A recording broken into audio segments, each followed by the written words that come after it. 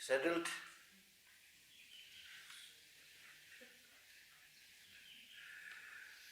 I don't know why I'm here.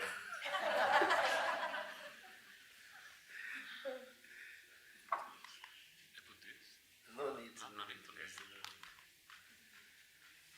So, Tashi Lake. Are you all familiar with this English word, Tibetan word Tashi Lake? You know how to say it, but you don't know the meaning. This word Tashi Lake is beautifully described in Manjushri Namasangati, recounting the names of Manjushri, is a tantric book. So there it says, Chöshi, Tashi, Tashi, Jung, Tashi, Kunji, Tashi, Ba, Thakwe, Tashi, Nyanage. So that means it is by knowing Dharma, there will be Tashi. It is by knowing Dharma, there will be auspiciousness. Chöshi, Tashi. So by knowing Dharma, there will be auspiciousness in this life. Tashi, Jung. In the future life also, there will be auspiciousness. Chöshi, Tashi, Tashi, Jung. Tashi kunji tashiva, that means you will also experience the auspiciousness of all the auspiciousnesses, like success in your activities, your business, your name fame, and then finally the auspiciousness of achieving nirvana and enlightenment. So this is a very, very profound meaning, very profound meaning. Now you know what Tashi means. Tashi. Then the next word is Dilik. Dilik, Deva means well-being. Well-being means having achieved life of a human being or the life of a divine being. Legva means definite goodness. That means achieving nirvana and enlightenment. Very beautiful meaning. But now the point is, I've chosen to read this text, Precious Garland by Nagarjuna, very beautiful text. So don't worry whether we'll be able to know a lot about the meaning explained in this text or not, right? It will take time, especially the explanations on lack of inherent existence and things like that. But what is really important is, I'm not here to waste your time, okay? And I'm sure you are also not here to waste your time or my time. You came with some expectation, right? And that expectation is definitely not making money, because there are many other ways of making money, right? In fact, you need to spend some money coming here, then staying here. So I always tell people that this is my kind of fundamental belief. While it is true that there are so many things we can learn, but sometimes what I really see is we are unnecessarily making our life complicated. So there may be many ways to simplify your life. And in this context, I tell people, if you are thirsty, you need to drink water, right? But there's no need for you to drink the whole ocean, right? There's no need, and also you can't drink. So the point that I'm making is, if possible, don't waste your time trying to read and learn everything. No use. Wastage of time. For your livelihood, for your work, you need to do something, get expertise in it so that you are able to get a job. Don't be a jack of all, master of none. There's one thing you need to do for your livelihood. Right? The second thing is related to your mental development, for long-term peace, happiness and things like that. For that you need spiritual practice. For our physical needs, we are at least trying our best to do something, right? To find a job, do this, do that, doing something. We are not very good in that, but still we are at least trying to do something. Make sure that you get proper sleep, make sure you got your breakfast, lunch, dinner,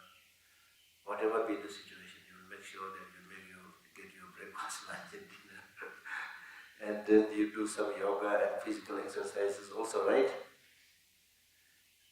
But the question is, what are you doing for your mind? What kind of yoga you are doing for your mind? What kind of physical exercise or mental exercise you are doing for your mind? That's the question. So the purpose, the reason that we are gathered here is to now pay more attention to the mind, not just the body. Right? This is important because we have this tendency to take care of only what is visible. Your body is visible, therefore you take some care about it. The mind is not visible. Although we say, I have mind, my mind is not happy, things like that, but it's invisible. It is colorless, shapeless. So therefore we tend to ignore it. But the fact is that this invisible energy or force called mind is the one which rules your life. It is not the body.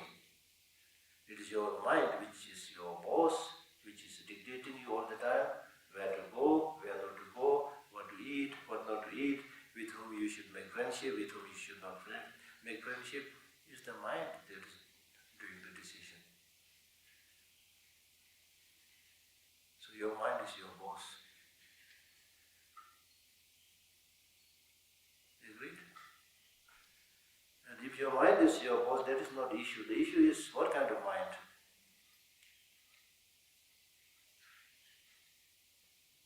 If the mind which is ruling you is short-sighted, narrow-minded, stupid, doesn't have larger perspective, you are going to get a lot of problem. We get a lot of problem in our lives, right? Making wrong friendship, going to the wrong place, eating wrong food, because you don't have a discipline. You have no idea what to do, what not to do. Right? So at the individual level, societal level, national level, international level, the countless problems and difficulties that we see today is because of unruly mind, unchecked, narrow-minded, short-sighted mind, which thinks only oneself, one's own country at the most. Right? Number one, that's the big problem. The second problem is the mind, which has so much capacity, is not trained in the right direction. It is trained in the wrong direction. The mind is not trained to get wisdom. At the most, the mind is trained to become literate. Today, education means more or less literacy. Reading, writing, mathematics. Right? There's no concept of flourishing, human flourishing. So in the education system, there should be a method and way to teach people how to flourish, how to be happy, how to remain at peace, how to live harmoniously, how to respect each other, how to take care of the planet. Right? These things are unfortunately hardly there. That's the problem. Therefore, one Tibetan master, he said, there is nobody who will catch hold of your hand and throw you into heaven. Buddha cannot do this. His Holiness Dalai Lama cannot do this. Your parents cannot do this. Similarly, there is nobody who will catch hold of your leg and drag you into hell. Even your worst enemy, they may be able to destroy your body, but they have no power to throw you into hell. So your happiness and your suffering is in your hand. Do not cheat yourself. Of course, nobody intentionally cheats oneself, but because of ignorance, lack of information, we are going for shortcut, temporary pleasures. That is cheating. And ignore the long-term causes for peace and happiness, and we get endless problems and difficulties. So that's why His Holiness the Dalai Lama says that much of the problem that you are experiencing today is unnecessary problem. Unnecessary problem. Unnecessary because if some knowledge, some awareness, you do not have to experience those sufferings. Then additionally, much of the sufferings that we are encountering today are man-created, man-made sufferings. And man-made sufferings are essentially unnecessary sufferings. So we should at least try to reduce these man-made sufferings and problems. Right? So therefore, this is what we all should try to do. Whether you're able to get a lot of idea about these books or not, Make it a point that I will lead a good life, happy life, compassionate life, not a stupid life. Life with wisdom. You have this big brain. Use this brain. What is good for you? What is good for others? What is good temporarily? What is good for the long run? Right? Develop that larger perspective. And then be contented with all the good things that you have. Not I'm always hungry. I need this. I want to become a Bill Gates, Never satisfied. So in order to do that, in order to change that mental perspective, one thing you need to do is you should be able to see the reality as it is, not how you like to see it. Reality as it is. Unfortunately, most of the time, we see what we want to see, not what we should be seeing. Right? And we listen to what we want to listen, not what we should be listening. Therefore, most of the time you may be listening to a pop song rather than a Dhamma teaching. Right? So basically the whole world is today stuck in the quagmire of sensual pleasures. I do not mean to say that you should not enjoy any of those pleasures, but you need to realize pleasure is a bonus, not the ultimate thing. What you really want is long-lasting happiness. And with that target to get long-lasting happiness, here and there you enjoy, it's okay. It's a bonus, as I said. But if you see this bonus as the end of everything, that's the meaning of life. You are misplaced. You are wrong. Why I'm saying this wrong? I'm saying this wrong because all your sensual pleasures come from sensual objects, material objects. Every country talks about GDP growth every year. So basically they are talking about material development. Material development has to come from material resources, like water, plant, right? Forest, things like that. All these material resources, as I said, are physical resources. Physical resources, by definition, have limitation. So how can you make unlimited progress from limited resources? So with this unchecked greed, you are going to destroy the planet, you are going to destroy the environment, which is happening already. When we look at the changing climate patterns, weather patterns, Dharamsala, for example, the whole winter there was not much rain, not much snow, now it started raining. It's similar everywhere. Who did this?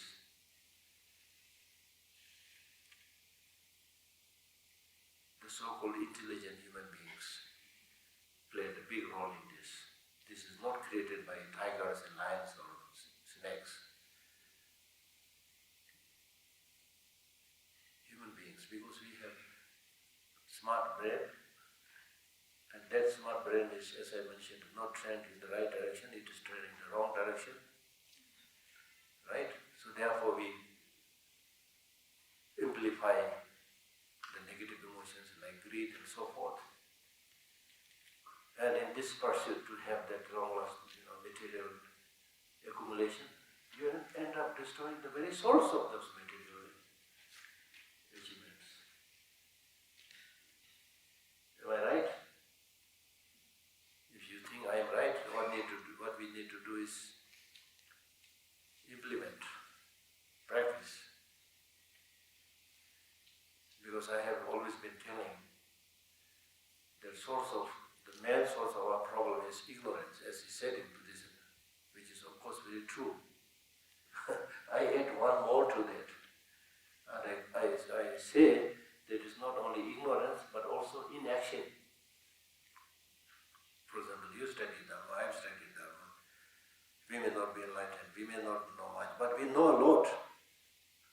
What I should be doing, what I should not be doing. We know a lot, but are we implementing? Difficult. Because we have this tendency to join the majority, the so-called democracy. Without thinking, just go with the flow, the rest of the people, Forgive me to say this. After death, majority people might go to hell. So are you going to join them?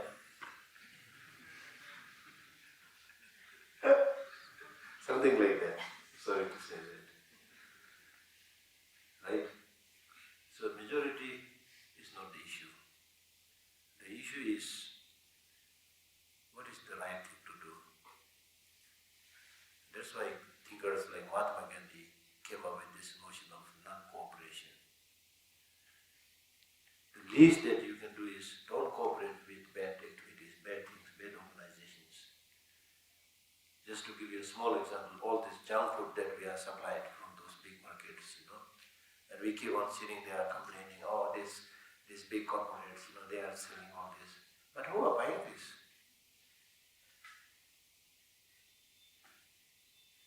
If nobody buys this, naturally they will have to stop it. Right? So we are equally responsible.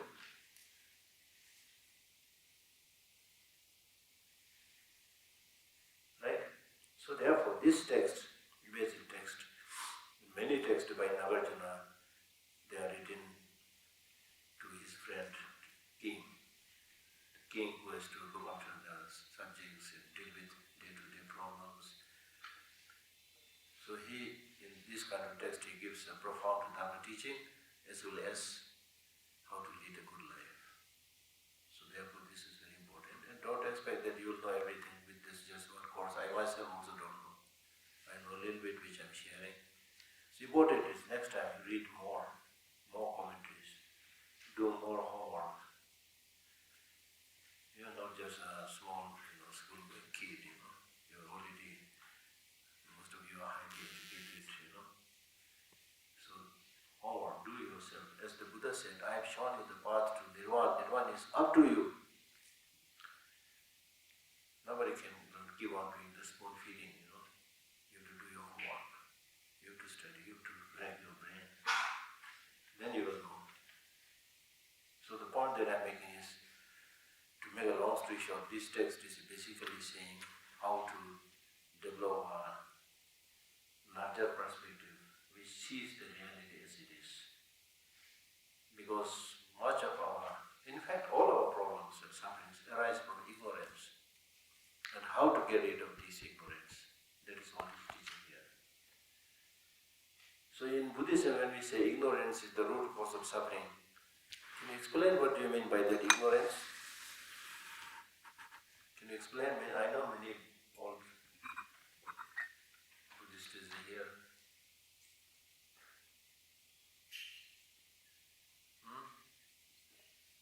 When we say ignorance is the root cause of samsara, the cycle of existence, what do you mean by that? Ignorance, Not seeing things as they really are. Yeah.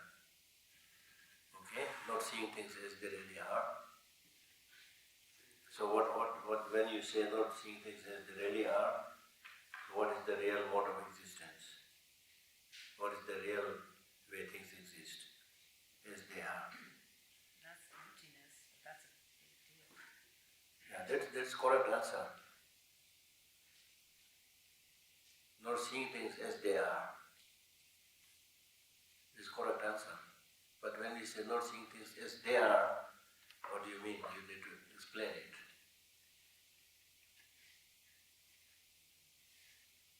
Let me explain this in a different way, as I normally do. Do you all want happiness? For how many days? Huh?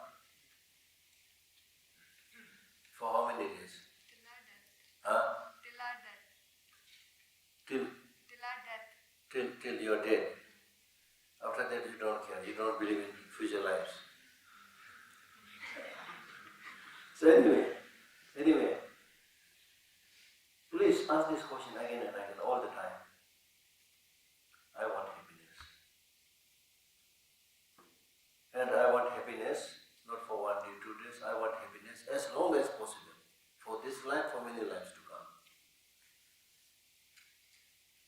This is something that you have not learned from Buddhism or anything.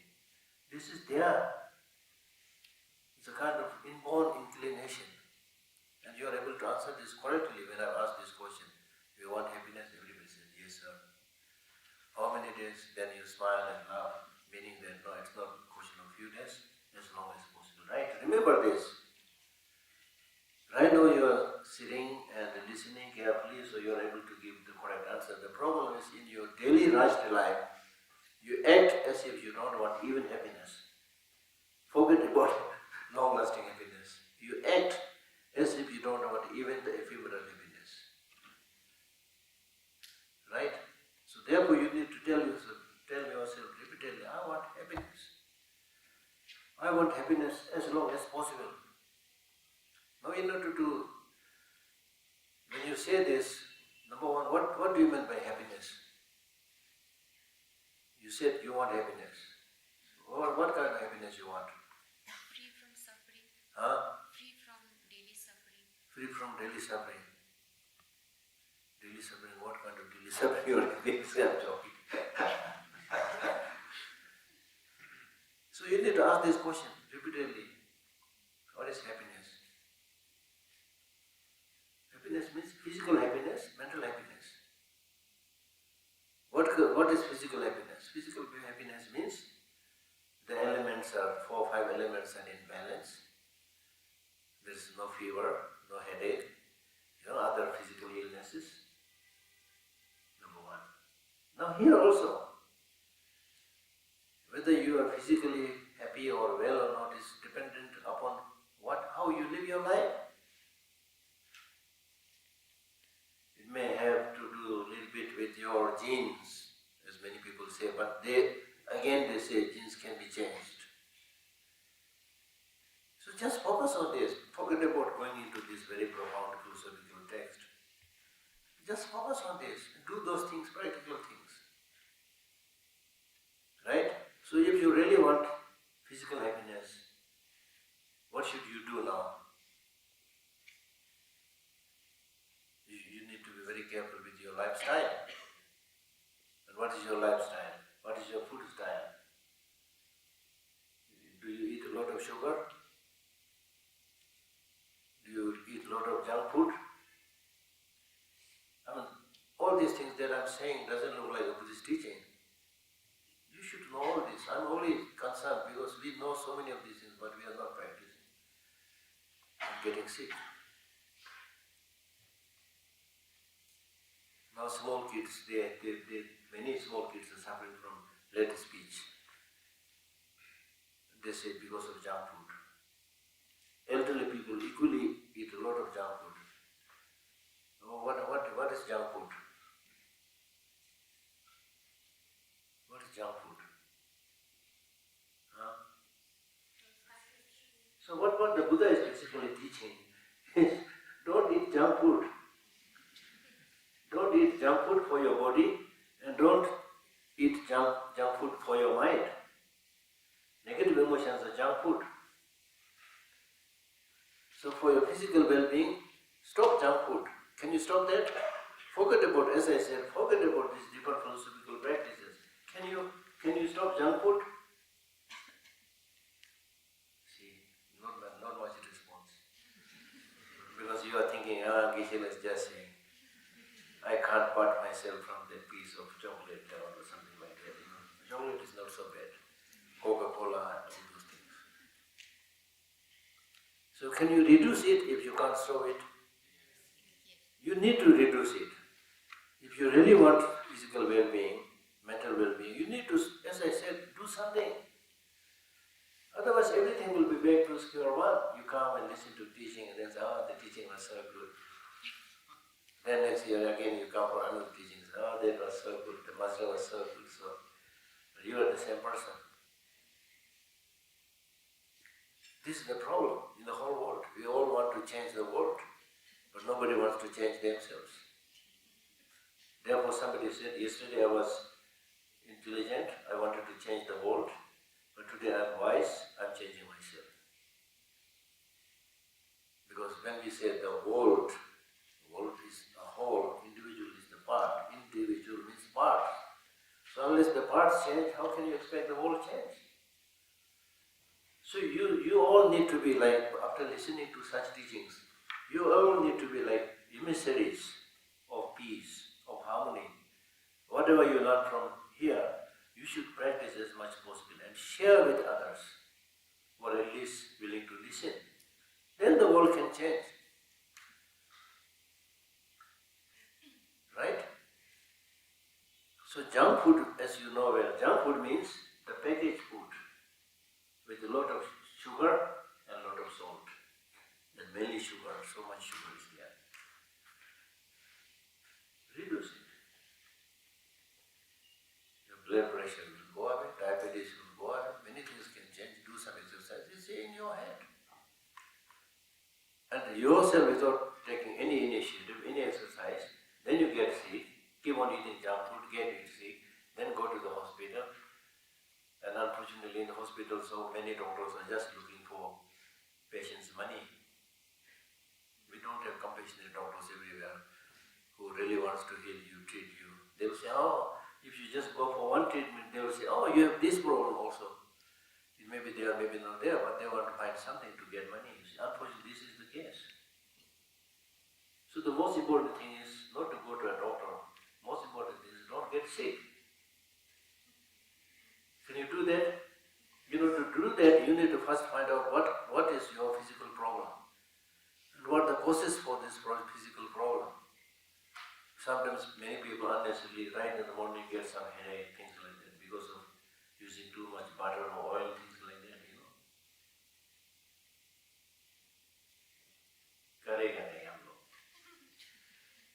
When I start scolding, then I go into Hindi. I'm joking.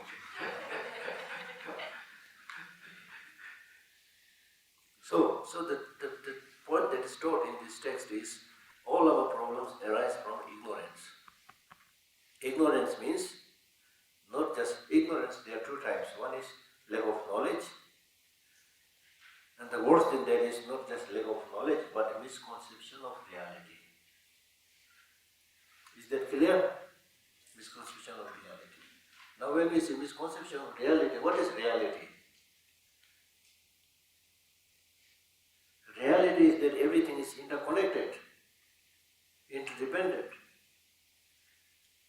Reality is that there is nothing that has inherent independent existence.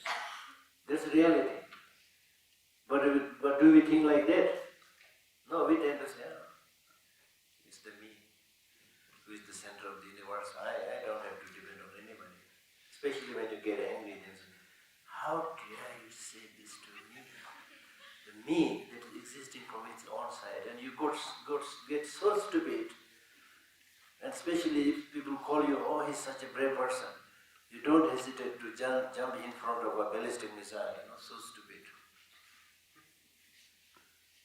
I mean, it's so easy, you will be torn into a part by a ballistic missile, that gun. But because of ignorance, you think, they call me brave, so nothing can happen to me. This is an example of stupidity, ignorance. Right?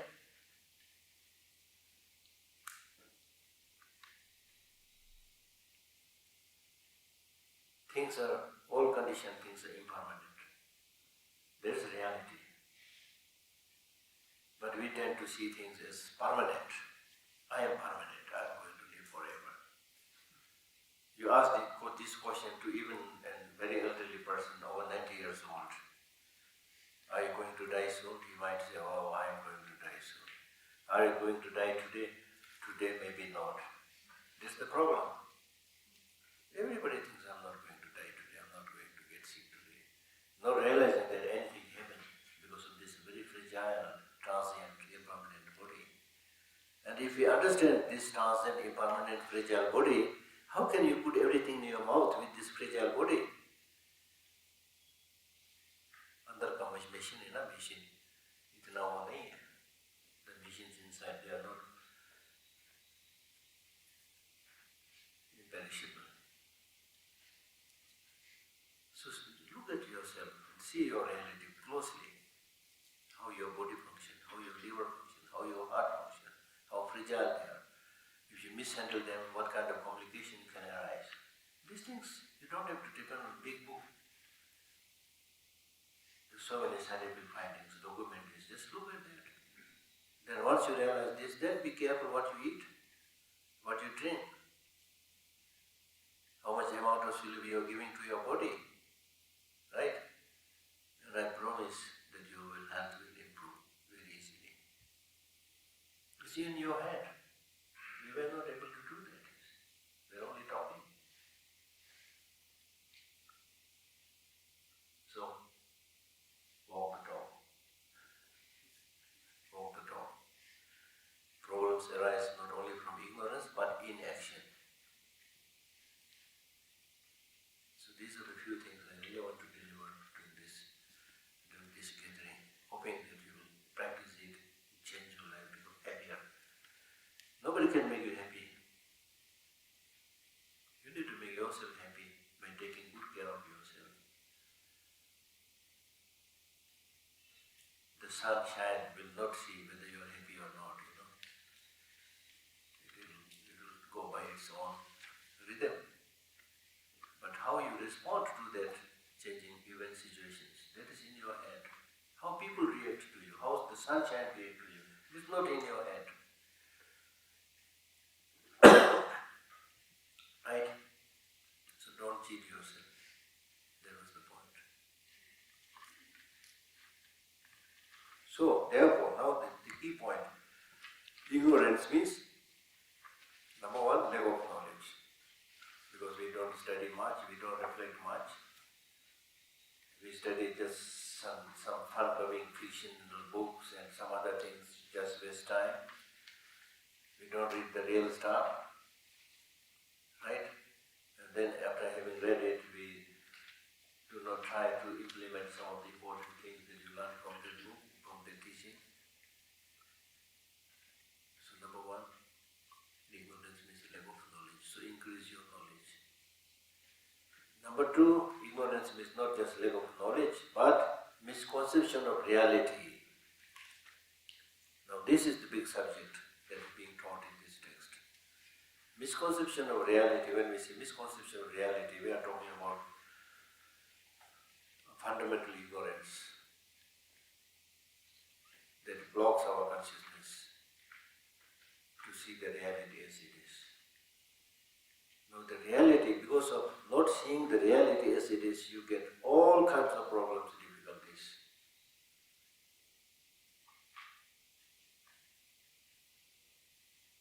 The things that you see does not have to be the way it is, but you tend to exaggerate it, or you tend to annihilate it.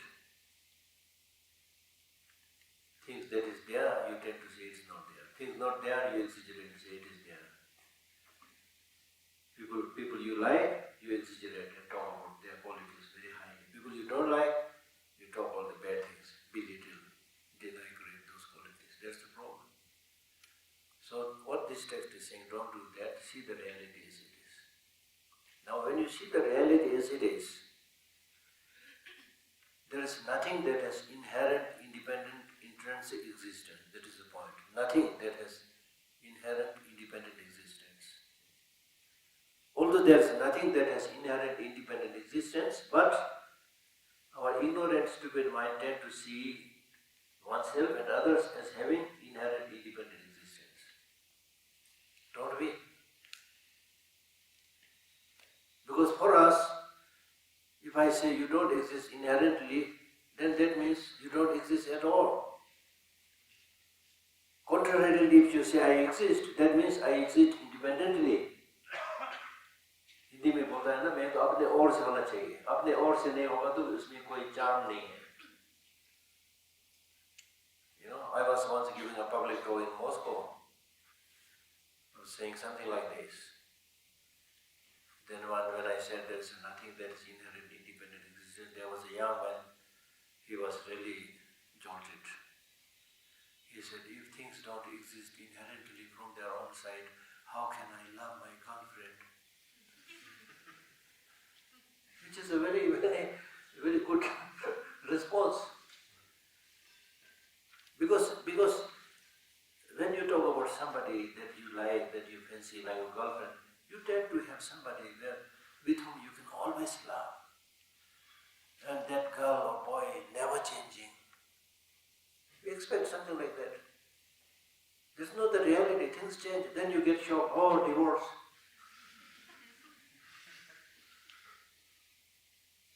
So to his question, I answered by saying, if you realize that your girlfriend doesn't exist inherently, you will not only able to love her, but you will be able to love her more than before. Because just as you thought, if your girlfriend exists inherently, there's no hurry, she will always be there. You can love her later. She will never change, she will always be there, no hurry. But because she doesn't have inherent independent existence, she is changing. Right now is the time to take care of her, to love her. And through this understanding, you will be able to develop unconditional love, not the business love. Right? So therefore, now I'll tell you the story to get across this point. How our misconception brings problem. It's an old Indian kind of story. There was a teacher who was giving some teaching to some students by the side of the river. And then after he finished his teaching, then he tells one of his students, okay, take this book and put it on the table in my living room. The young boy goes and comes back frightened by saying, I did not dare to go there because there is a snake lying at the foot of the table. Then the teacher said, okay, then in this case I'll give you some mantra to chant. You chant the mantra and then the snake will run away. Then you put the book on my table. By chanting this mantra he goes, but again he sees the snake, he came back. Sir, your mantra did not work. The snake is still there. Then the teacher gave him a lamp. Take this lamp. When he took the lamp and came closer to the table, what he saw lying at the foot of the table was not a snake, but a coil of rope. Because of a little bit of falling of darkness, there was not proper light, things like because of that. And then the way the rope was lying looked like a coil of snake. So this is the example, you see. It doesn't have to be there. The source of your problem, source of your fear doesn't have to be there. It's your mind creating it. Because you don't have that wisdom, light of wisdom. Just in this situation, due to lack of external light, he was not able to see the situation clearly and thought there is a snake lying there. And he developed a fear similar to as if there is actually a snake there.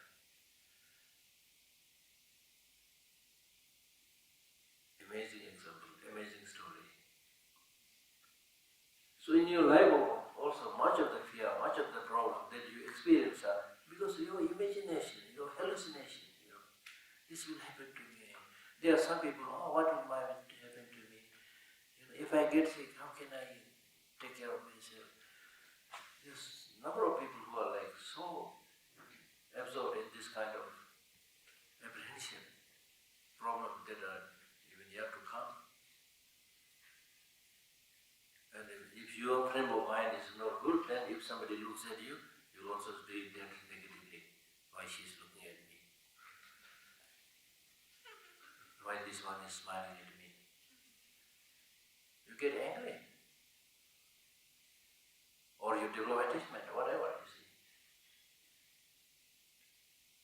Sometimes I jokingly tell people, if I look at somebody, a little bit wrathful face, then my mouth chanting the mantra of Tara.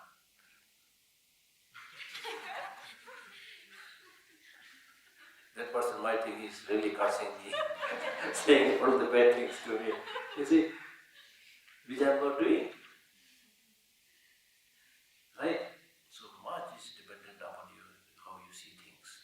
So therefore, now the root cause of all this problem is seeing things as they have independent existence. When you see things like that, then those people who you like, your family, friends, your relatives, your husband, wife, you tend to see them as 100% good. Their goodness is there independently existing from its own side. And because of this way of thinking, this misconception, you develop excessive obsession. My son, my child, my brother, my husband, my wife. 100% obsession and attachment. Attachment makes you blind. One problem. On the other side, those people that you don't like your enemy and things like that, you tend to see them as 100% negative. Their negativeness is independently existing from their own side. So how can I have dialogue, negotiation with this group, these people? They are just outright devil. So then you develop very strong hatred. But the reality is, it's not like that. The so-called your friends, relatives, they also have their problems, shortcomings, mistakes. The so-called enemy also have good qualities also there. So it's important to see the reality as it is, which is not easy. So don't just project something. Don't without any reason judging people. It's not healthy way. Now, when we say ignorance is the root cause of problem, as I've already explained, we are saying things exist independently. The worst is, in your own case, you think I exist independently from my own side. So now the question is to explore that. When you say I exist independently from my own side, where is this I?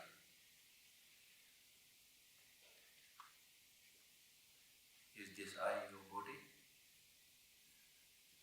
Is your I your body? Huh? Really, no? Is your I your mind? Your body is not your I. Your mind is not your I. So where is the I?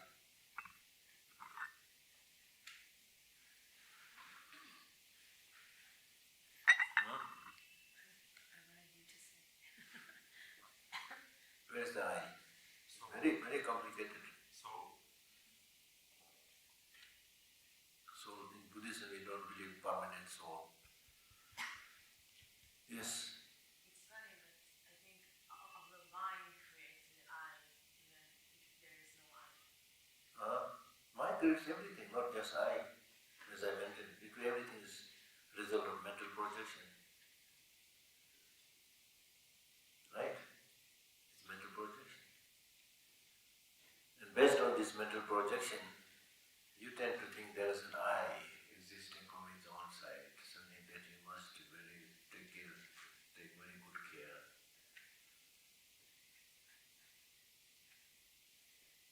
Something that will exist forever. But the problem is when you search it, you don't find such an I. So what does that mean? Does that mean that you are not here?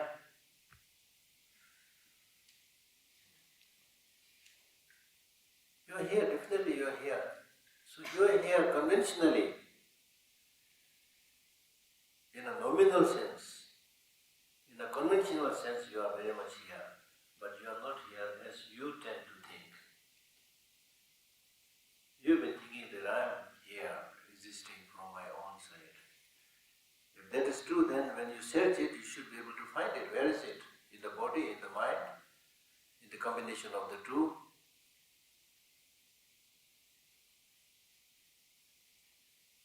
So this is how this is explained in this text. I'm just giving you a clue so that when we read, we'll read quickly and you don't have to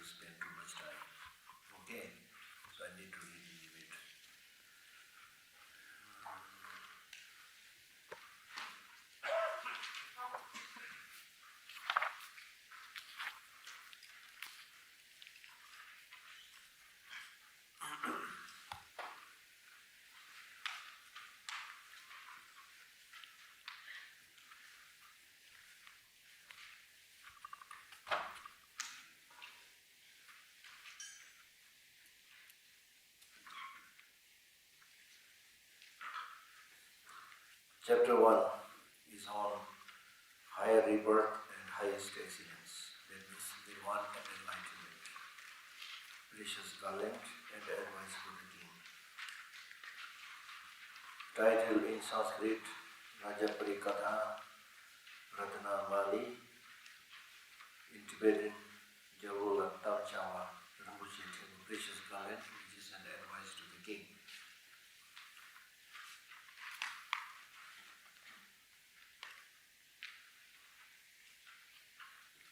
We have the Jeffrey Hopkins. Should be more or less same. Yeah, we have the Jeffrey Hopkins. I have the library translation with both Tibetan and English. There, I compare all of them. But I'm using this one because the fonts are much bigger here. I can read more easier than these small fonts here.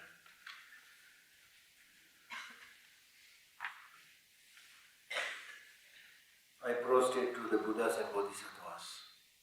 I prostrate to the Buddhas and Bodhisattvas. Why should you prostrate to the Buddhas and Bodhisattvas right in the beginning? Why? To practice humility. If you want to receive knowledges and you want to become a good receptacle, you should first be humble. You should first be receptive. If you're already like a balloon, inflated balloon, there's no room for receiving any teaching. You might be sitting there only thinking about what question I should ask. Then nothing will go in your sight. So therefore you should be humble, and especially in front of such great beings like the Buddhas and Bodhisattvas. Bodhisattvas are those that have already cultivated the altruistic mind to enlightenment, to the Bodhicitta. And Buddha is the completely enlightened being. Okay?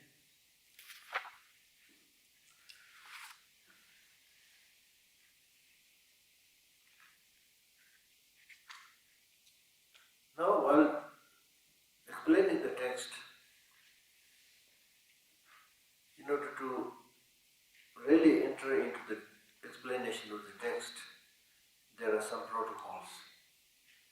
Number one, you should pay homage.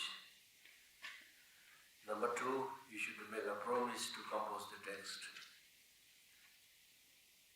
The reason that you need to promise to compose the text is then you will be able to complete the writing. Otherwise you might start something and then leave it unfinished. And especially in the case of great individuals, once they make a promise, they will never break that promise. So that's why these great beings, they first pay homage and then make a promise to compose the text. And with respect to paying the homage, they have a clear understanding of what is the purpose, how should I explain it in a summary, and how should I explain the meaning of the word, each and every word. Now with the summary meaning, there are again two parts, praising and prostration. So the first verse that we are going to read is praising the Buddha. Who is Buddha? Buddha is one who is thoroughly freed from all defects and adorned with all good qualities. To the sole friend of sentient beings, the omniscient one, I prostrate. I prostrate to the omniscient one who knows everything. And you prostrate to the Buddha because he is somebody who has no defects at all. Doesn't have suffering, doesn't have the seeds of suffering, doesn't have defects like lying and stealing and all other things. Doesn't have any of those defects. And not only that, he is somebody adorned with all good qualities like love, compassion, altruism, patience, integrity, whatever, everything. The sole friend of all sentient beings, the only reliable friend. Because in the case of other friends, if you treat them nicely, they will also treat you nicely. If you don't treat them nicely, they will also not treat you nicely, right? Take and give. Even the so-called family members, this practice is very much there.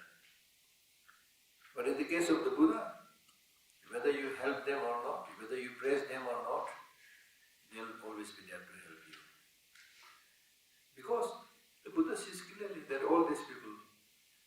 high or low, or clever or not clever, rich or poor, they're all same wanting happiness, not wanting suffering.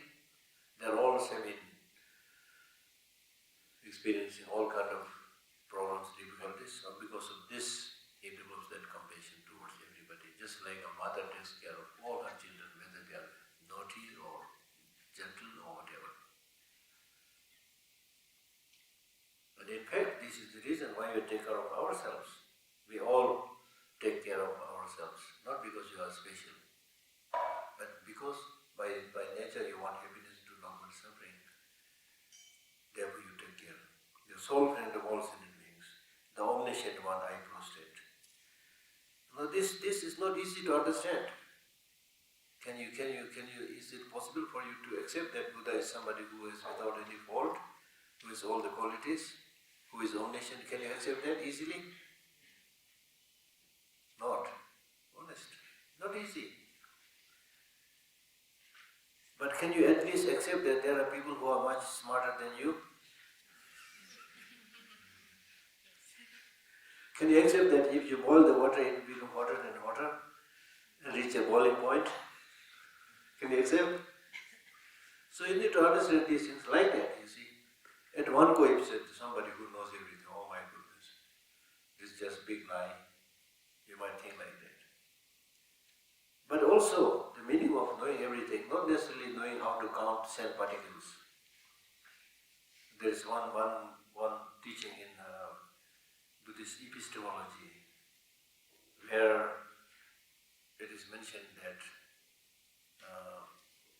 whether the Buddha is able to see things from a far distance or near distance, but he is able to see what needs to be seen. But the Buddha is called omniscient because he is able to see something at a far distance. If that is the only criteria, then you should invite the eagle as your teacher. He is also able to see things far off that which we are unable to see. So it's not just that. The Buddha is called omniscient primarily because he knows what to adopt and what to give up.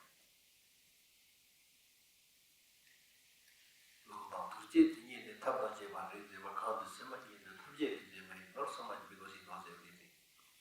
So this is also very interesting. So the main point is the reason how we establish the possibilities of becoming somebody as omniscient, completely enlightened is that if you train your mind, it can develop to a limitless state. If you train your body, if you give a training to your physical body, because this body is physical, therefore however much you give training to it, there is a limitation beyond which it will not be able to go.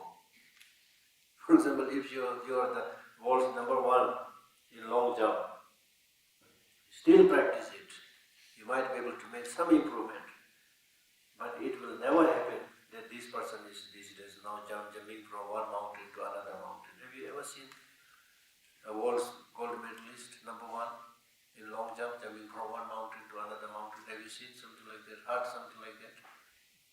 No? Why? Not possible. With the boiling water, as I mentioned, it will become hotter and hotter, then 100-degree boiling point, it will not become hotter. It will change into vapor.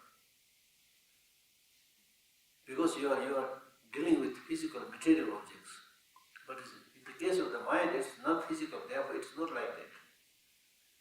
It can develop to limitless quality. Have you heard that like Einstein had developed so much that he has no scope for further development? Have you heard anything like that? So it can develop to a limitless quality, leading to omniscience. But that's not easy. Of course not easy. Because you need to reflect within yourself, train your mind, remove all the impurities, negative emotions. Almost impossible, I'm sorry to say that. Alright?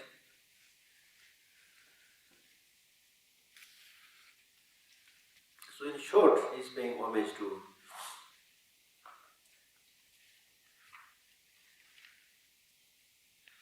he's really, when he says, I prostrate, he's really talking about paying homage to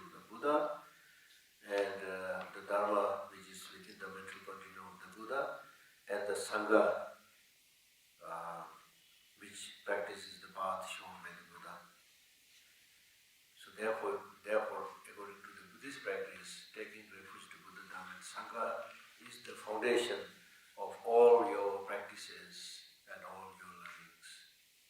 Taking refuge to Buddha, Dhamma and Sangha. How many of you call yourself as a Buddhist? Can you raise your hand?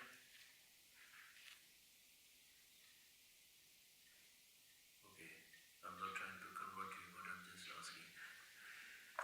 So according to Buddhism, those who call themselves Buddhists must be those who take refuge in Buddha, Dhamma and Sangha. What do you mean by taking refuge in Buddha, Dhamma and Sangha? Who are these three guys? Buddha, Dhamma and Sangha. Why should you take refuge? Taking refuge is not something abnormal. It's a human tendency to take refuge in something when they are unable to solve their problem.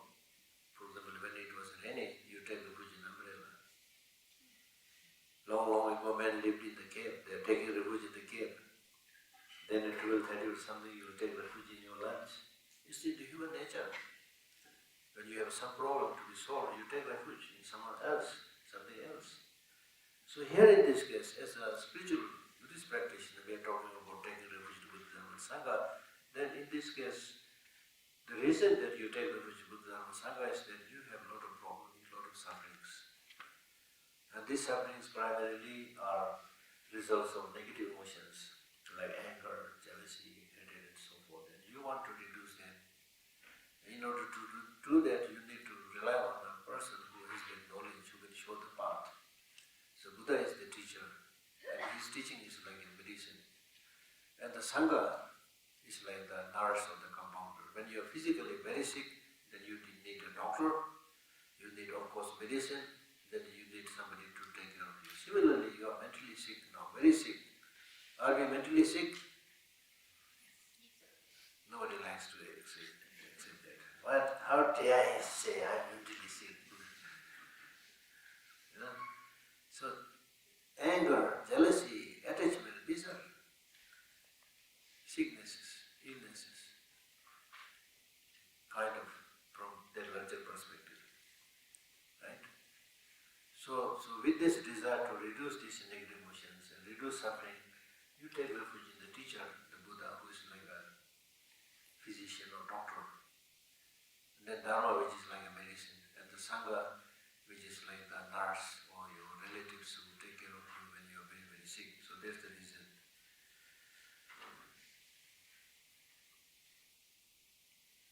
So I prostrate. I means Nagarjuna, one who wrote this text. And Nagarjuna is a very mysterious figure.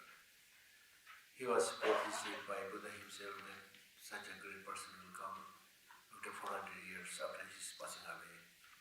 And then there are a lot of different stories. Some stories say that he was a magician and he was somebody cheating people, looting people, making himself invisible, going into the king's palace and stealing things, So many interesting stories are there, and then later on converted to Buddhism. But all these write-ups by Nagarjuna, major write-ups, which brought revolution in the Buddhist way of thinking.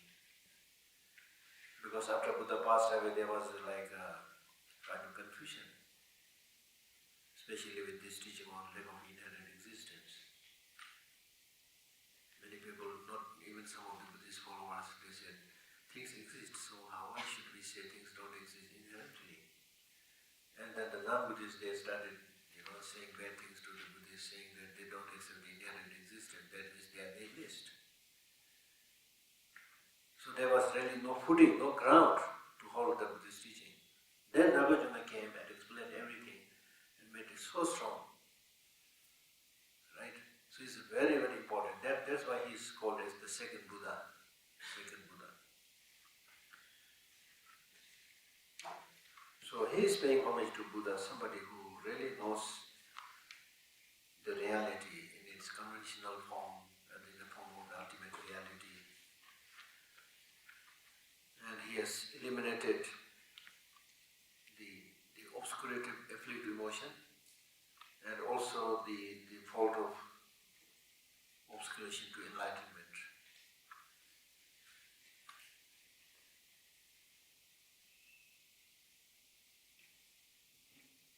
Thoroughly freed from all defects, primarily meaning of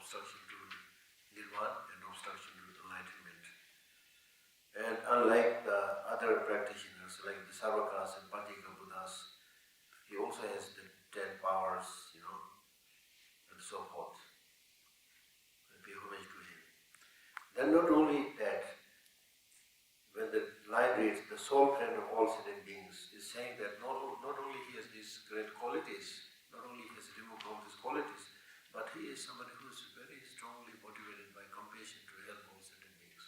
This is a very important understanding, because in today's society also there are many knowledgeable people, I mean not in the sense of Buddhist practice, but in other subjects, in mathematics, in science, in technology.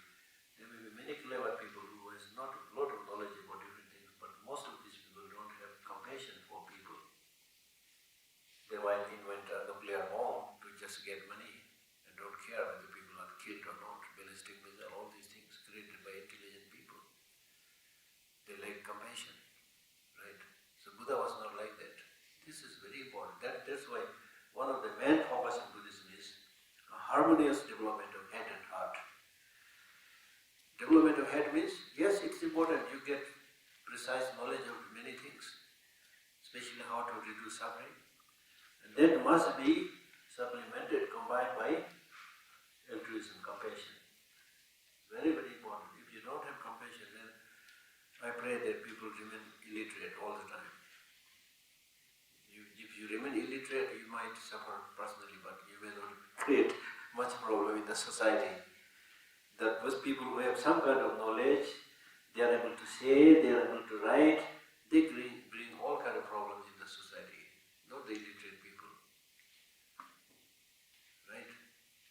So we should pray that in the world there are more illiterate people. And there is a Buddhist kind of Buddhist prayer which says, may the sinners have short life. Because it is some of these sinners, they create all kind of problems.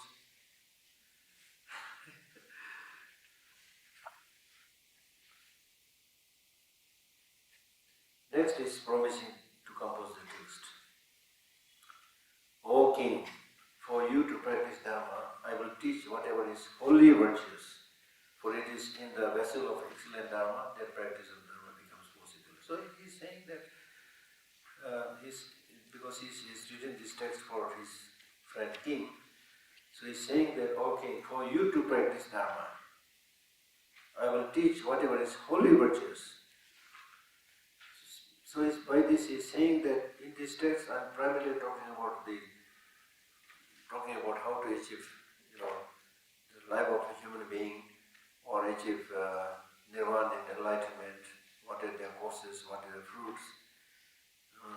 So understanding that by depending on this text is the purpose.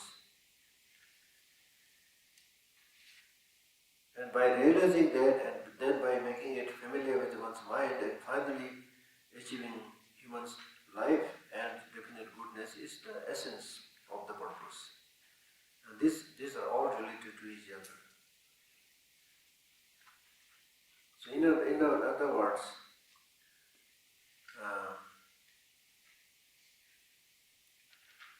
other words, what he's saying is, what are you going to do after paying that homage? Okay, you nicely prostrated before me, paid homage. Well, what are you up to? What are you going to do? So he's saying that, so therefore he addresses the king. King means somebody who has the power to rule and look after his subjects. And sometimes we call it the majestic king, right? Okay?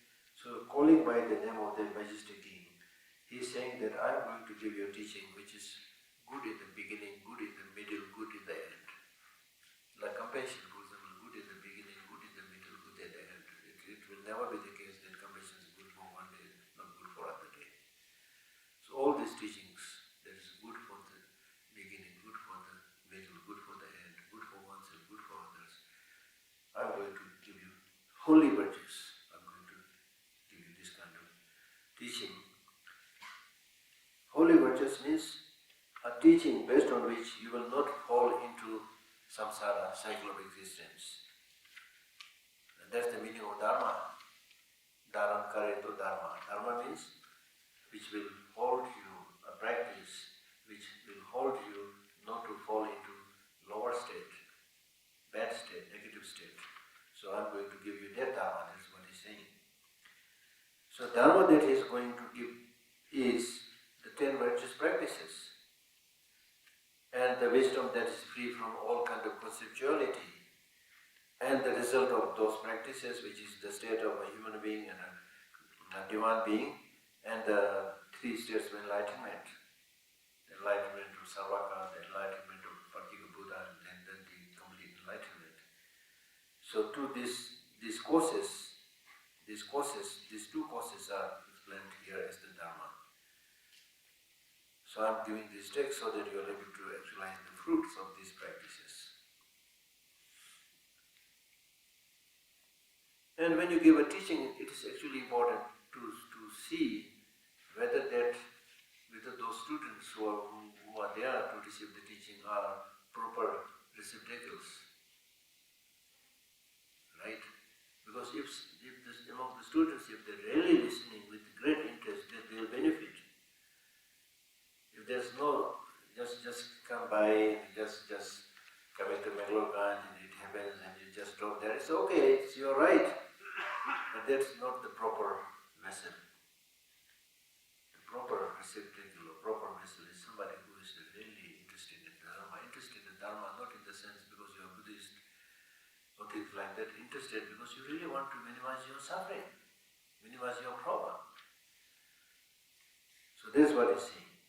For it is the vessel of excellent Dharma. If you are the excellent vessel of Dharma, that practice of Dharma becomes possible. If somebody is genuinely interested, committed, then it's possible to practice the Dharma.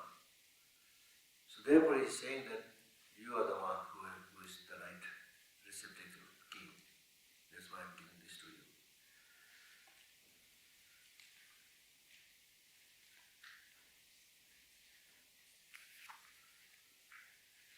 Verse number 3. Now from verse number 3 he's talking about the causes and fruits of the higher status and definite goodness. So first he will explain about the individual causes and fruits of higher status and definite goodness.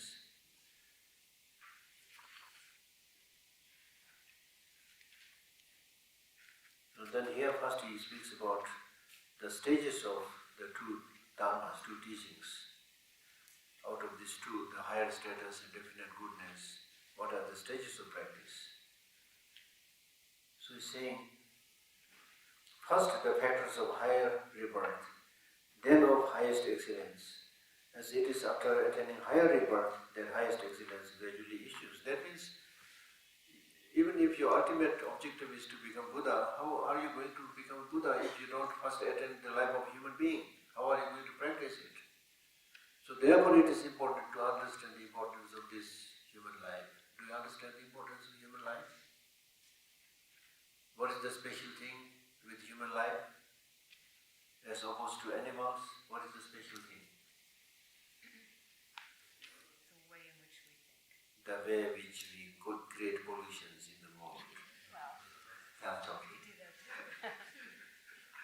Huh? So what is the special thing with human life? Many. I never had the time to properly investigate, but I will explain to you some of them. Number one is we are able to stand erect, right? Is this a very special quality? It's quite a special quality because not many animals are able to stand erect and both hands free, not to just use mobile, Mobile phones came much later. But you can do so many things hands-free, shake hand, sing and dance, so many things which animals can't do. And just to be able to stand erect, if you read the story in science, you will be surprised to see how much attempt we made just to be able to stand erect. There's a whole lot of story there. But that's not the most important thing. The most important thing out of many, the language, very sophisticated language, which is not there among the animals and the birds. And this sophisticated language is not just for communication, Not just to say bring carb or it's lunchtime, things like that. But this language is primarily to solve problems if there is a problem, through discussion and negotiation. That's my take. Today what is happening in the world? If there's a problem, then they will try to solve it through ballistic missiles, through nuclear warheads, through guns, or at least flexing the muscles. Right? That's the animal way, not the human way. I'm saying animal way because if there is a misunderstanding between tigers and lions, can they say, oh, we have a problem, let us sit down and talk? Can they say something like that? No, because they don't have the language. So if there is a misunderstanding, then the only thing they can do is jump upon each other and try to tear each other apart, try to kill each other. It's understandable. We are doing the same thing. Which should not be happening. We are human beings. Misunderstandings are bound to come. When disagreements, misunderstandings come, then we should say that we have this problem, let us sit down over a cup of tea, let us talk, and you can solve the problem. That's why His Holiness the Dalai Lama is talking about negotiation, dialogue with even the Chinese Communist government, who without any right took Tibet, killed so many people and destroyed so many monasteries. Even with that horrible enemy, His Holiness saying, you're also human being, I'm also human being. Let us talk, solve this problem through negotiation, dialogue. So in your family also, among friends also, if there's a problem, the first thing is sit down and talk. Second important feature is this smart brain, right? Very smart brain.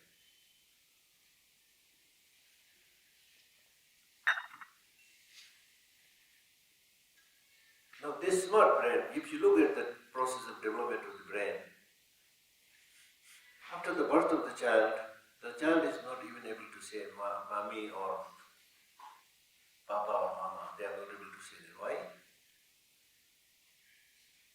Because there is no communication happening in the brain. Then with repeated hearing, repeated knowledge, the brain starts making some connection. One connection how to say papa, another connection how to say mama. So networks develop. Now look here, it's so interesting. So now what kind of connection the child will have is dependent upon what is the environment. What the parents and the other relatives nearby are talking about. Accordingly the child picks up and makes the connection. So imagine if you are living in a horrible society, horrible family who are always talking about bad things and fighting, child will pick up that habit and make that connection. So that's why in Buddhism we talk so much about the need to do meditation. Meditation means getting habituated with good ways of things. So therefore there is a book, Train the Mind, Train the Brain, Change the Mind. There is already a book called Train the Brain, Change the Mind. And now you will be shocked to see how much care we take about our brain. Do you take a lot of care about your brain? Do you? Huh? I once read somewhere it says people take more care of their teeth than their brain. Teeth, of course, you brush it so many times. For brain, what do you do?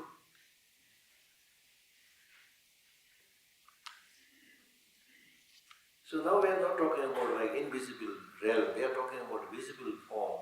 Brain, if you even like scan the brain, and see the damages done by excessive drinking. You can see it now. Excessive junk food eating. What is the result? You can see it now. So therefore, it's very clear, the more you do the positive things, the more the brain will function smoothly, peaceful, and there will be no damage. The more you do the negative things, eating junk food, excessive drinking, smoking, all these things, brain gets damaged. You can see it. Right? So this is another very important feature of the human being. So because of this smart brain or intelligence, what we should do now? So far, although we have all kinds kind of educational systems, as I mentioned earlier, it doesn't look like we hardly teach the important human qualities like love, compassion, harmony and so forth. We only teach things which will help you get some money. When seen from that point of view, the products of education, in modern education, the people who are produced by this modern education system is not so different from computer parts for me. If you look at the computer parts, computers are more or less same everywhere you go, right? Right? The computer, the parts, similar format, and you can, wherever there's a need, you can supply the same thing. Human beings are also produced in the same way today. Have you thought about it? Oh, she is good in this, he is good in this, send her here in this company, send her. No special room for using one's own talent.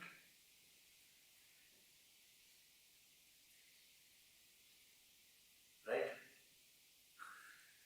So therefore, taking good care of your brain and ensuring that it does not engage in destructive activities. Right? So therefore he's saying that first you should become a good human being. Yes?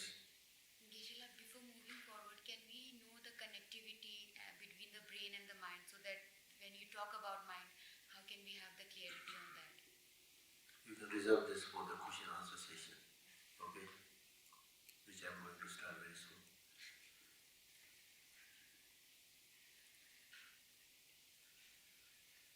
So, point that I'm making, and perhaps the point that this text is also making is, before you become a religious person, become a good human being. For me, that's the most important thing. There are like hundreds and thousands of millions of people who call themselves a religious person. Not only that, then they are among the so-called religious person. There are so many people like me who wear a different garb and pretending as this, there, but not even a good human being. There's the tragedy in today's world. You pretend you have some healing power, they're not able to heal oneself. You know this Hindi word? Ram Nam Japna Prai Malapna. There is a very powerful Hindi saying that you continue to recite the name of the Ram and collect the wealth of other people. Ram, Ram, Ram, Ram. Then you'll come with this package of dollars, put it on my table. So so-called religious practice also has become another way of life, spending way of life, another way of spending life.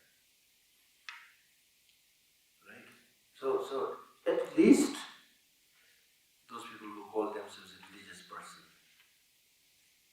should at least have the basic human decency, basic human good qualities, which is lacking. First, we need to become a good human being. Are you a human being? Are you a human being? Recently I read a clip which says, dog is a dog. If you call a dog, no problem. Dog is a dog. Everybody says, yes, it's a dog. Cow is a cow, no problem. Okay. Are humans humans? You can't immediately say, yes, humans are not humans, unfortunately, in many cases. Because we are living worse than the animals, as I mentioned earlier.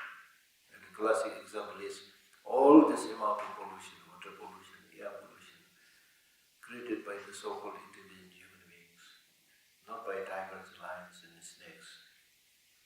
So the first thing that we need to do is become a good human being. Right? So, first the factors for higher rebirth, then of highest excellence. As it is after attaining higher rebirth, that highest excellence gradually ensure. There is no push button enlightenment. So don't give up immediately saying that I did 1 week Vipassana practice, nothing happened. Nothing will happen because your mind is so addicted to negative ways of thinking. Your mind is heavily entrenched in negative ways of thinking and negative ways of living. It's difficult to take it from there and put it in the right direction. Addiction. You know, in every field of addiction, it's so difficult to come out when you get addicted. We are all strongly addicted in achievement, in anger, in jealousy, in hatred, you know. Why? Why do you think we are so strongly interested in negative emotions? Why? And not similarly habituated with positive emotions. Number one, is it true that you are more addicted to negative emotions than habituated with good emotions? Is that true? Huh? Not true. You are equally habituated in good things also. That's good news. I was not thinking like that. Is it environment? Huh? It's your environment that Environment, whatever. I'm just asking the question, are we more in the negative emotions or more in the positive emotions? Huh? What? I think genetically we prioritize problems over contentment. Yeah, so what is your answer? So my answer is 50-50? our brains usually prioritize problems and often are in survival mode trying to... This is true. This is what I wanted to say. Because in Buddhism we say we are more into negative emotion than into positive emotions. Clearly mentioned. Anger, jealousy, hatred, all there. Now when we say something like that from Buddhist viewpoint, people naturally ask the question, why are we more into the negative emotion than into positive emotion? Why? Question arises. The answer is, as you are saying, the answer is because in the beginning we were also animals. And what is the primary job of animals? Not for practicing dharma, not for enlightenment, not for nirvana. The primary job of an animal is passing the gene to the next generation, reproduction, and protecting oneself from fear, from attacks of other animals. So therefore attachment and anger or hatred play the dominant role. This is what we inherited. But does this mean that we cannot change? No, we can change. If you want to know more about this, then read this book called Why Buddhism is True. There is a book called Why Buddhism is True. It's written by somebody who has it looks like he has a fairly good knowledge of Buddhism and also good knowledge of science.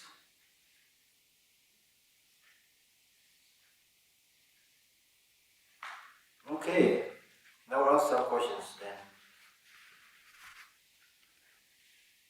Yeah. if our negative qualities are a legacy from our evolution from animal state, how do we get Buddha mind? Where does that come from? So that's what I'm saying. That's why in Buddhism we say basic nature is clear light. Your basic nature of the human mind is clear light. It is luminous, it's cognitive. But that is not so obvious right now because it is polluted and obstructed by temporary stains like attachment, anger, jealousy and so forth. So therefore, these stains, these negative emotions are not there forever. They can be eliminated because the basic nature is goodness. Wouldn't that be the basic nature of all sentient beings? Yes, all sentient beings, yes. All sentient, not only human beings, all sentient beings have the capacity to become Buddha. That's why we say all sentient beings have the Buddha nature.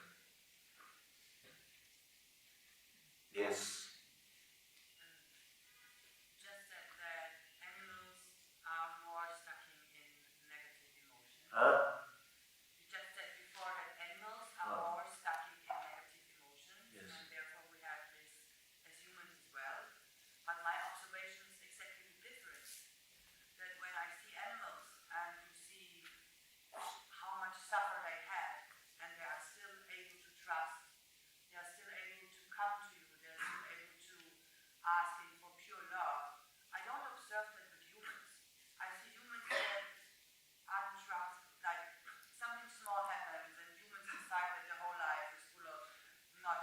Yes, yes. And animals survive so much and they're full of love. Yes. So, Because you don't even have to go to animals. Take the example of small babies. They are more innocent, they are more pure. You can trust them more than the so-called educated elderly people. Right? And then in the case of animals, they are not so sensitive. Their mind is not so sharp like human beings. They are less sensitive. So therefore they are happy with fundamental things. Fundamental love, fundamental caring. They are unable to figure out how I'm going to live after 100 years, how can I become Buddha. Those things are not there, but they're just based on their practical needs. They're able to receive love, express love, that is it. But human beings, their mind is, number one, the mind is very sophisticated, clever. On top of that, you get all this kind of healthy or not so healthy kind of education, which makes you like extra careful with all the dealings, and primarily when it's motivated by selfishness, then by this relationship, what am I going to get, So those kind of calculations are there, so that's the difference. Yeah. But I did not say that animals have more negative emotions. I did not say. Human beings have, of course, maybe more. Yeah. Ishila, as I said earlier, the connection between the mind and the brain. I heard it at one conference, like the speaker was talking about brain and mind, and he was giving the example of coma, but I couldn't get it properly. But since then, I was having this doubt. There's a mic, here. So sorry, Ishla. So at one conference, I heard about a professor discussing about coma, and he was connecting the graphs of the brain and the mind. So in Buddhism, how is the connection between the mind and the brain? Is there any electric wire here? Yeah, there's electric wire. What you see outside is the electric wire. Even if you peel out that extra like rubber, and inside you can see that copper wire, right? So that is your brain. But do you see the electric flowing through this wire? So you are not being able to see that. Does that mean that there is no electric flow? It is there, because if you just press the push the button on, there will be light. So its brain is like that wire, and the mind is like the consciousness that flows through it. Number one. Number two, we are so habituated and familiar with concrete things. It's difficult for us to understand anything which is not concrete. In our normal life also we are able to normally remember people who are near us, and very soon forget people who are in distant places. That's our way of receiving things. But if you focus not only on human beings, but also focus on smaller insects, like for example, let us go down to mosquito. Mosquito doesn't have a complicated brain like us, or probably not a complicated nervous system like us, but still in its own way it's very efficient, still especially in stinging, right? And that is not the smallest example. You go down, much go down, then you get this bottled water. It looks like it's completely free from any bugs and viruses and things like that, but if you use a microscope, you might see tiny red small bugs or insects moving. How are they able to move? Because of wind and consciousness present in them. So that way we can go down and down. Another example that you can do is tonight when you go to bed, your body is more or less dead. You are not able to see anything. You are not able to smell anything. Right? More or less dead. But your mind becomes even more active. When you are in deep sleep state, your mind becomes more active. You may be here in Dharamsala, but your mind is shopping in New York or things like that. Right?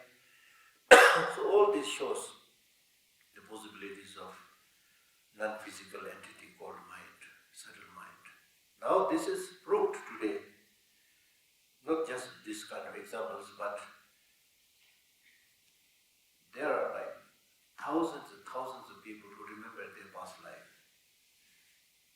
And now there may be many, but I know one group of scientists who are based in New York, and I invited one of them to attend a conference here. And recently he sent me a book, updated book on the consciousness, past life experience and things like that. So it's all like now recorded. Recently one of my Tibetan friends sent me 2 short clips in India from 2 different families who are not so educated, but both the kids speaking fluent English, didn't go to any English school, accent and everything, How these things happen? There's the story of one girl who remembered her past life. And she remembered her past life, recalling that she was actually shot by somebody from here, the bullet came here and she died. She remembered that. Now in this life, she has a bulge here and a bulge here. So not only you inherit the mental qualities, but also inherit many physical qualities. So sometimes we have people who without any reason have patches of white on the body. It's not from a heart or anything, but it is like that, right from the birth. So they have studied all this, birthmarks also. This is one way of understanding. But you need to do more research. I'm not a scholar on these things.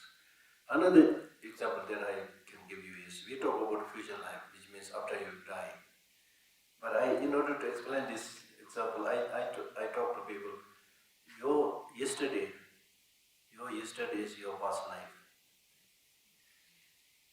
You don't have to go very far. So are you able to remember what you did yesterday? Yes. All of them? Yes. It must be clever. I forget everything now.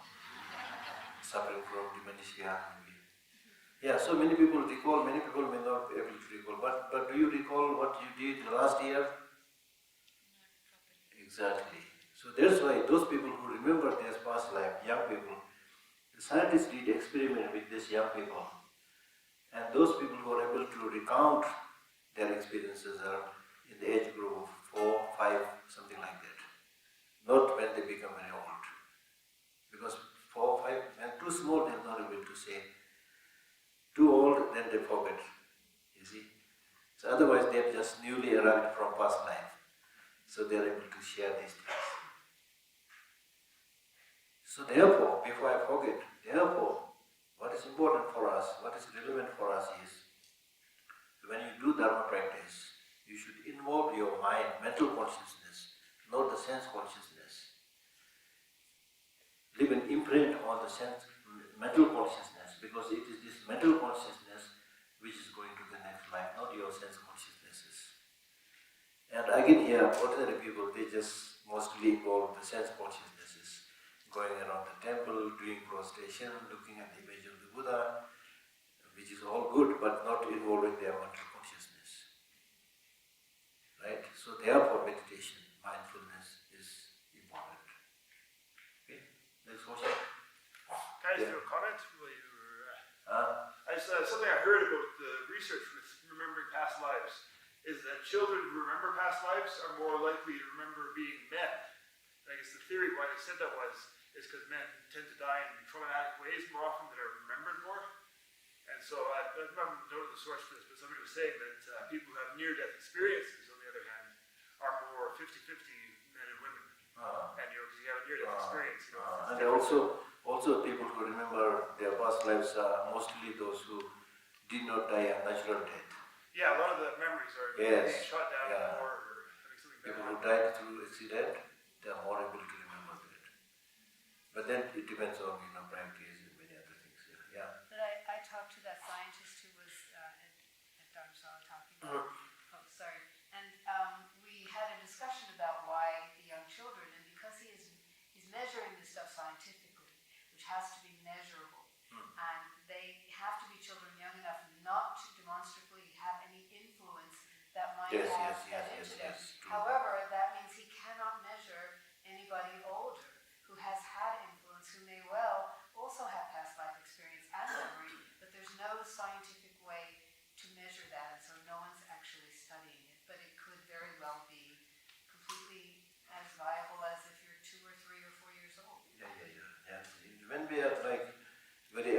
then forget about remembering past life. We are not able to forget, remember what we did last week.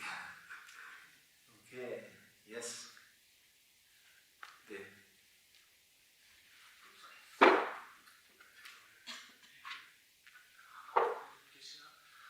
My question is, why should I believe in rebirth? And as a Buddhist, why do you believe in rebirth and reincarnation? Yeah. Why should you believe tomorrow? That's true, but No, that's the answer. Why you need to believe tomorrow? No need, okay? Because tomorrow is... No, the question is, why do you have to, if you don't have to remember or worry about the future life, why have you worry about tomorrow? Yeah, true, but shouldn't we more focus on our present life rather than tomorrow, like afterlife? Yeah. Or That's should okay. we focus on more on my present life? Right? True, that's true. That I agree, but that doesn't mean that you should forget future life or tomorrow. Yes, in terms of your practice, focus more on the present day, but that doesn't mean that you should remain oblivious to tomorrow or future lives. Because the reason that you need to focus today is so that there is a better fruit tomorrow, future lives. Because many of the things that you do today, the result you will not experience today. Right? So therefore you're hoping to experience that tomorrow, but in the future lives. So for that you need to focus today. Okay? Yeah.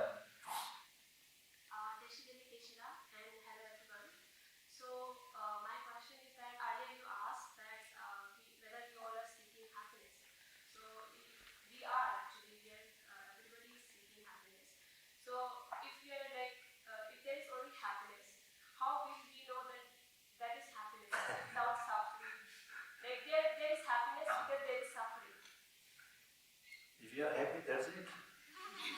Why you need to know about So suffering? my question is like, shouldn't there be suffering in order to have, in order to see happiness? This is like like for example, we say once you achieve Buddhahood, there's just happiness, there's no suffering. So from that point of view, you don't have to experience suffering today and happiness tomorrow. Not like that. That's not there in the case of Buddhism. But in the case of ordinary people, yes, you're right. That's why we say suffering is introduction to happiness. Suffering is introduction to happiness. If you don't experience suffering, it's not that we want suffering. But unless you experience some suffering, some challenges, you will never make a move. That's why the first teaching that the Buddha gave after enlightenment was death, impermanence and death. That was the first teaching. After he got enlightened, he was requested to share wisdom. He said, no, I'm not going to share, nobody will understand it is very profound, things like that. But finally, after repeated request, when he finally shared it, he said, impermanence and death. That was his first teaching. And that was one of his last teachings. And he had to say this because unless you get a taste of what is the reality, you will never make a move. Although this was the most important first teaching, but honestly speaking, how many of us are there today who think about death? We don't even want to talk about death. Even the burial grounds are beautifully elaborated, decorated with the sands and flowers, even after death, everything is good, We don't want to talk about death. That's why we never change, never make a move. If you are, for example, somebody who has really good understanding of death, the imminence of death, maybe today is my last day, something like that, how can you engage in exploitation?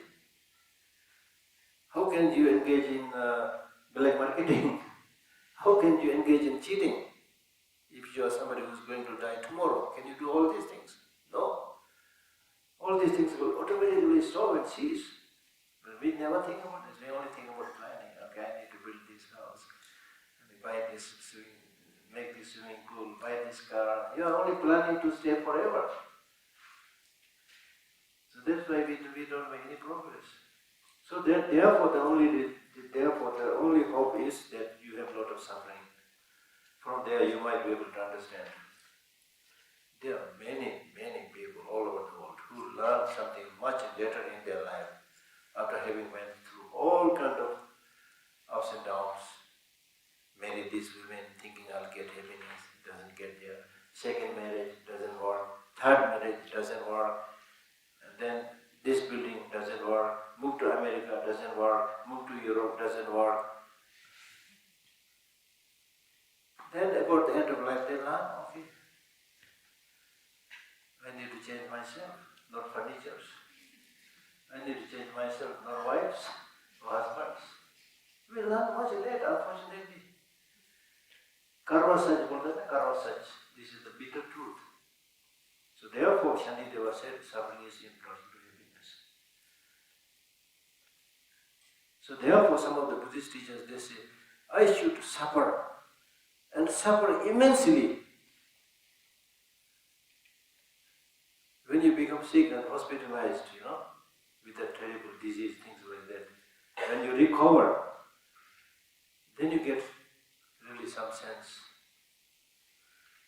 When this suffering do not come again, things like that, Otherwise, we never going to move. Very difficult. If you listen to a teacher who gives a very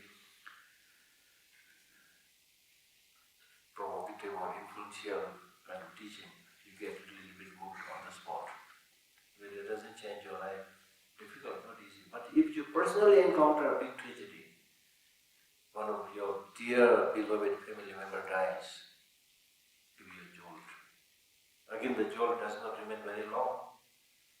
If your very dear, beloved husband dies, you get a jolt, you feel suffer, and you cry for a few days, Then see another beautiful young, handsome young man,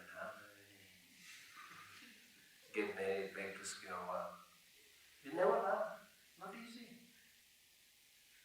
Not easy. Not easy. So therefore you need to really think repeatedly. Therefore in Buddhism the process of studying is listening, contemplation and meditation. Most of us don't even do the first step of listening, thinking that I am okay. Everybody in the world is thinking I am okay. You are not okay. It's like a mad person, completely crazy, lunatic mad person.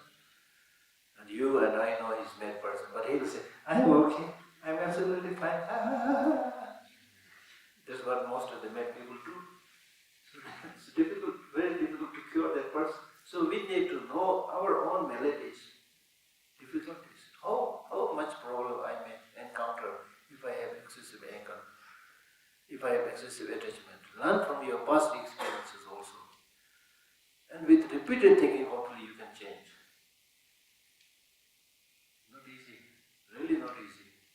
I mean, it's useful, but even learning a little bit is useful. I'm not saying they're all like useless. But to really bring the transformation and change is not easy. Like read the story of many great teachers like Gampopa, the foremost student of Milarepa. Milarepa is said to be the only person who got enlightened in one lifetime. And he experienced so many tragedies after that. Then his foremost student Gampopa, he had a beautiful wife, 2 beautiful kids. They all died very young.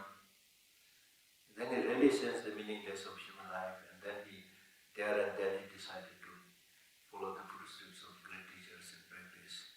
And then later on he became such a great teacher that even Milarepa said he is going to be my foremost student. Right? So we never learn. You want to get stuck with your family members, Get stuck with this and that. Get stuck with this house, their house. If you get stuck, how are you going to get freedom? Not to get stuck and release what you possess is difficult. But there I do not mean to say that you give up everything right now because your mind is not prepared. Even at the time of Milarepa, there was one gentleman who was so impressed by Milarepa. He said, "Oh, I want to become like Milarepa." He threw away all his things.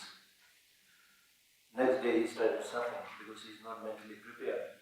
Then he said, "Oh, this Milarepa, not only he is a beggar, he also made me a beggar." So it's not easy, unless mentally you relinquish something, physically throwing away something, maybe of not much benefit. Right? Okay, next question. Yeah. I'm curious about past life and the soul, and I'm confused about who is it that carries the past life or experiences the past life in individual souls that exist.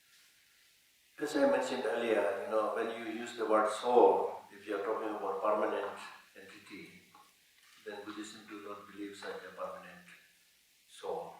So therefore, those who believe in a permanent soul, they say that it is the permanent soul which is the place for depositing good things, bad things, like that. Then they ask the question to the Buddhists by saying, if you don't believe a permanent soul, then which is it that carries all the past lives experience and things like that? Then in Buddhism we say it is the mind. And the mind is not permanent, but it goes, from one life to another life. And in order to, continuously travel from one life to another life, it doesn't have to be permanent. To give the example like a stream that originates from a snow mountain, goes all the way down to the ocean. It's obviously not permanent, right? Because it, number one, starts from snow mountain, right there it is very cold. Then in its journey, sometimes, gets muddy, sometimes disappears under the ground, sometimes becomes very clear, things like that, and finally it reaches the ocean.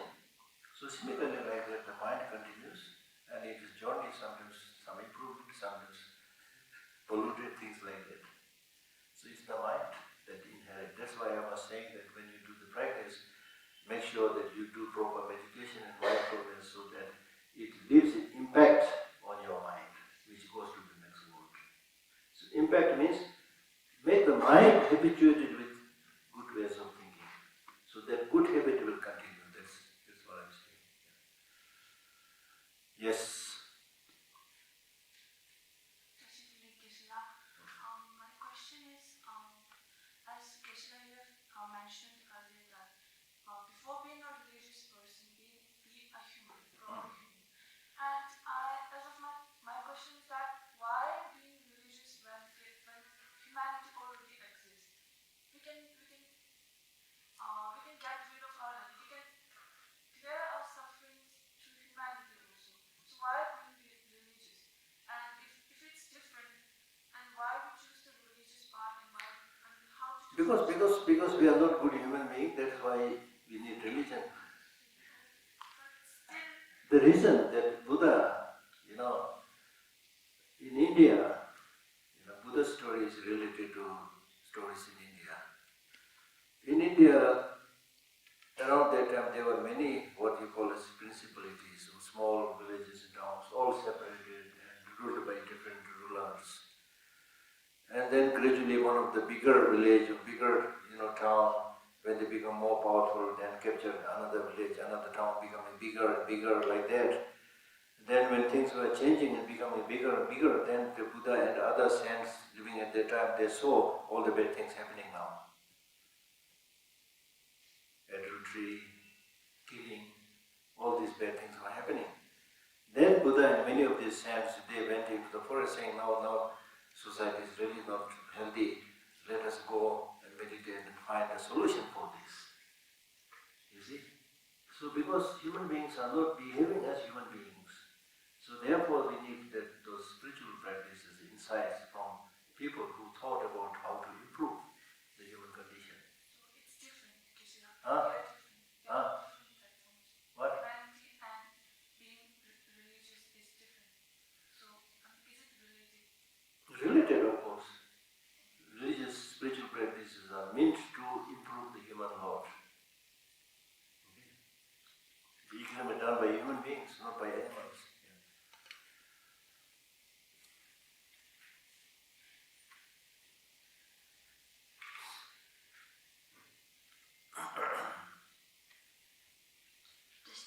Geshe-la. Hmm. Geshe-la, as we know that Buddha has shown us about the birth and death.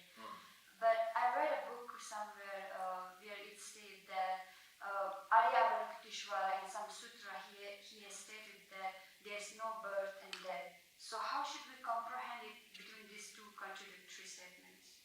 Now when we say this, you read in the text.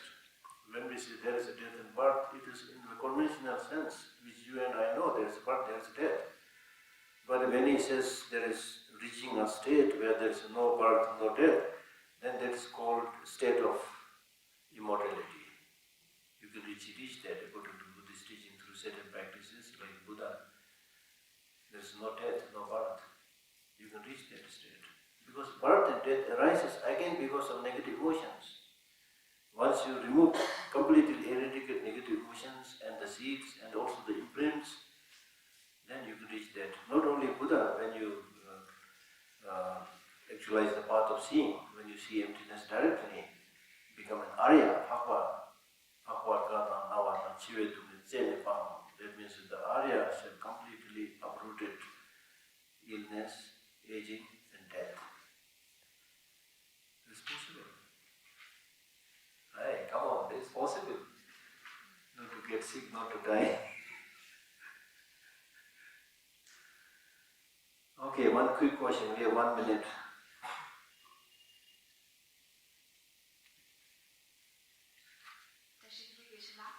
My question is that to attain enlightenment, you have to become a lama or a nun. Is it necessary? Because it gets more freedom of time to practice and follow the path rather than being comparing to civilians. Dumna chimdene na tharwa yu awu jana marwa laso shi. Madu prikur ne jan ngesung chiwa sai kungu sanji shi. This famous verse saying that if you practice, even if you remain as a householder, there is liberation, there is enlightenment, just like Markananda Sama and many other Indian ministers and kings who become highly realized. If you don't practice, even if you isolate yourself and stay high up in the mountain, there will be no liberation, like the marmots, the animal marmot, they spend 6 months sleeping, hibernating, they don't get enlightenment. That's the general process. But as you rightly mentioned, yes, if you become ordained a monk or nun, not necessarily lama, monk and nun, then of course it's like going to university, going to college. You don't have to go to college, university to become educated. I think Shakespeare did not go to any college or university, right? So there were many like-minded people. Like in ancient times, probably there's no concept of college and university. So there are many highly enlightened beings there. So it is possible. But going to university and college gives you some kind of environment to study. So becoming monks and nuns also like that. You get more, freedom. But then again, it depends on the person. Even if you become a monk and nun, even if you call yourself lama, if you don't practice, nothing will be there. Nothing. Just changing the cloth, you can buy from the market, Shaving head is very easy. Right? So it's up to the person. Okay, break.